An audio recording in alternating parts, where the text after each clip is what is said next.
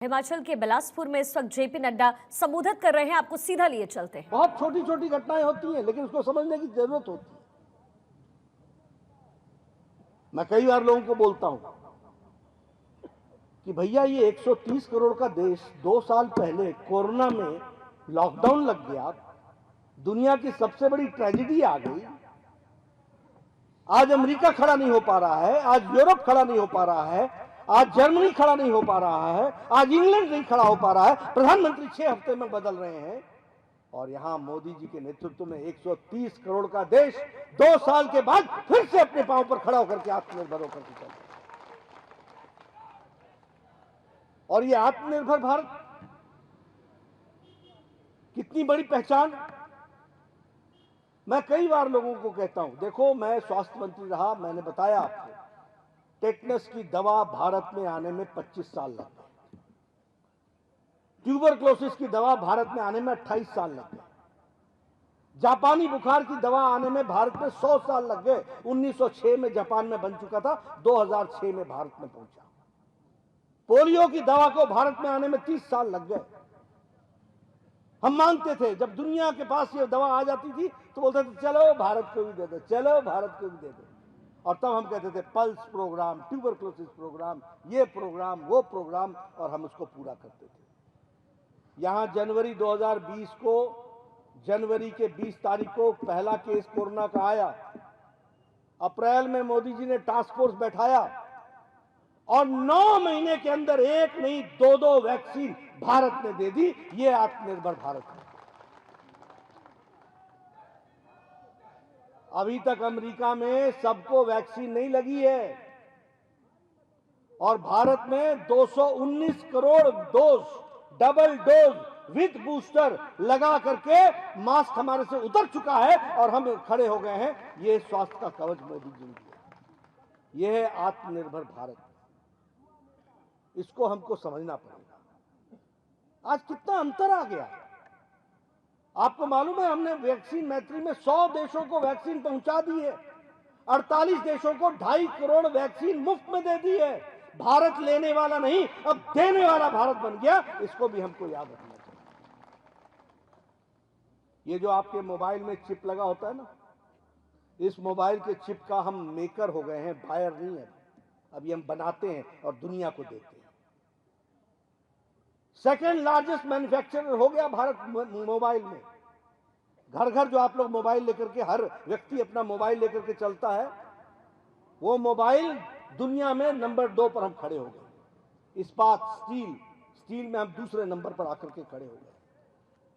आपने देखा, हम डिफेंस का सामान खरीदते थे, आज डिफेंस में हम सामान बेच रहे हैं, दे रहे हैं, दुनिया को दे रहे हैं।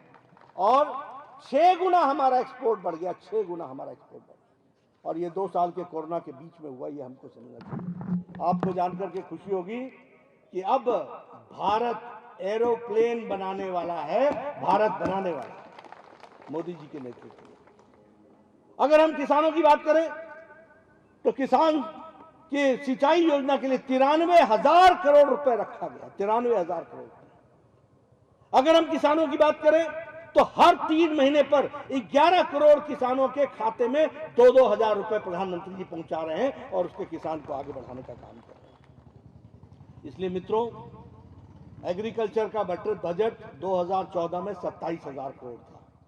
आज एग्रीकल्चर का साल का बजट 1,24,000 करोड़ है। ये अंतर, और ये किसानों के लिए मैं बात कर रहा हूं।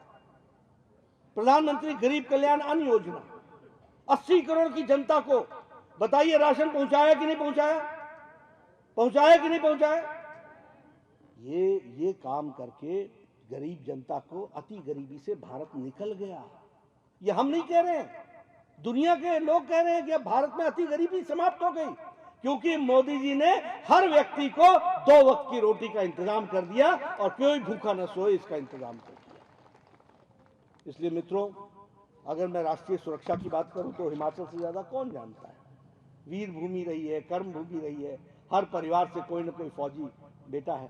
आप बताइए, पहले जब कोई बॉर्डर पर अटैक होता था तो क्या होता था? अगर पुंछ में हुआ तो एक चिट्ठी जाती थी नगरोटा, नगरोटा वाला लिख करके भेजता था उसको चंडी मंदिर, चंडी मंदिर वाला लिख करके भेजता था दिल्ली, और दिल्ली बोलती थी इंतजार करो।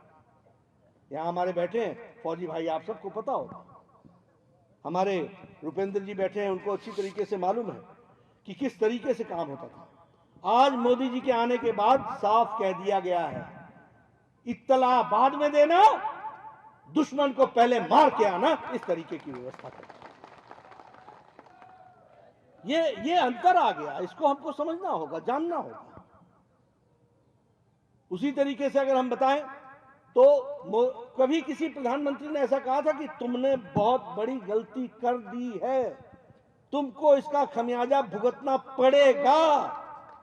और तीसरे दिन पाकिस्तान की जो सेंटर्स चल रहे थे टेररिस्टों के ट्रेनिंग के, सारे ध्वस्त कर दिए, और ऐसी चोट मारी कि पाकिस्तान भी नहीं बोल पाया कि यह चोट लगी, बोला हमारे तो सही नहीं, हम तो जानते ही नहीं, हम तो जानते ही नहीं। लेकिन प्रधानमंत्री जी ने इस देश की सुरक्षा के लिए सब स्पष्ट संदेश दिया।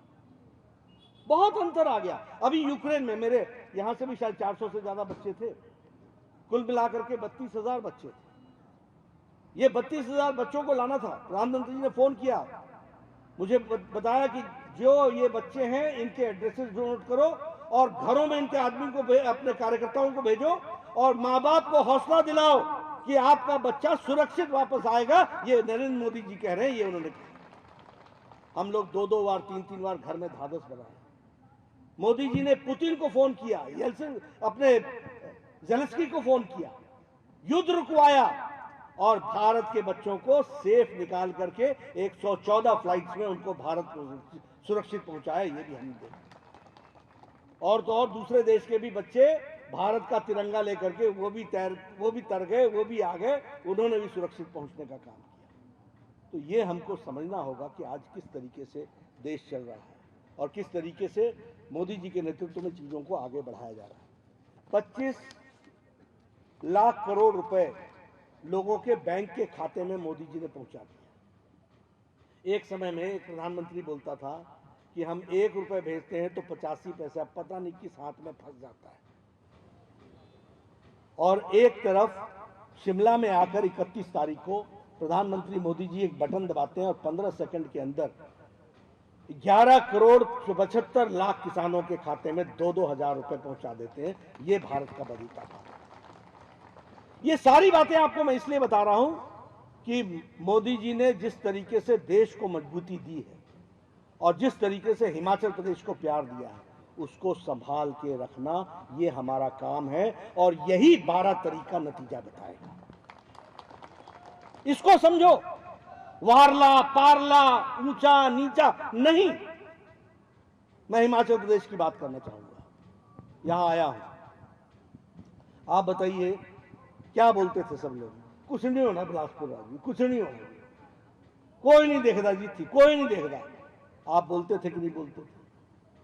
और मैं जब आया था तो 1971 में श्रीमती इंदिरा गांधी जी ने ये अलीखड़ पुल का शिलान्यास किया था 71 में, वो भी आंदोलन के बाद। और उसके पौवे 93 में जब मैं एमएलए बना तब तक उसके पौवे नहीं निकले थे। 71 का शिलान्यास 93 तक, वहां से ये यात्रा विकास की शुरू हुई। 98 में ये पुल बना करके दिया। ये पतली सी पगडंडी होती थी, आजकल आपको इस रोड को क्रॉस करना मुश्किल हो रहा है। इतनी बड़ी हैवी ट्रैफिक हो गई। कैसे हुआ? शहर बस गया, कोई आता नहीं था यहां, आज ये शहर बस गया। कैसे बस गया? ये इसलिए बसा क्योंकि विकास के बात को ध्यान में रख करके काम शुरू हुआ, तब जाकर के ये विकास हुआ। और विकास की बातें मैं कहां तक बताऊं? ये बंदला का हाइड्रो इंजीनियरिंग कॉलेज देखो, मैं डबल इंजन की सरकार समझाना चाहता हूं। डबल इंजन का अर्थ क्या होता है?